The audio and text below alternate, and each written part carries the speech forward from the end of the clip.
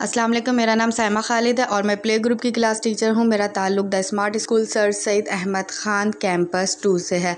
आज मैं आपको रंगों की पहचान करवाऊँगी। ये सानवी रंग है, नारंगी, सब्ज़, जामुनी। नारंगी रंग के बारे में बताऊँगी। नारंगी ये कौन सा रंग है? नारंगी। मेरे साथ साथ बोलिए, नारंगी। नारंगी गाजर। क्या है ये? नारंगी गाजर। अब हम सब्ज़ रंग के बारे में पढ़ेंगे। सब्ज़ ये है सब्ज़ रंग, सब्ज़। और ये है सब्ज़ रंग का मेंढक, सब्ज़ रंग का मेंढक।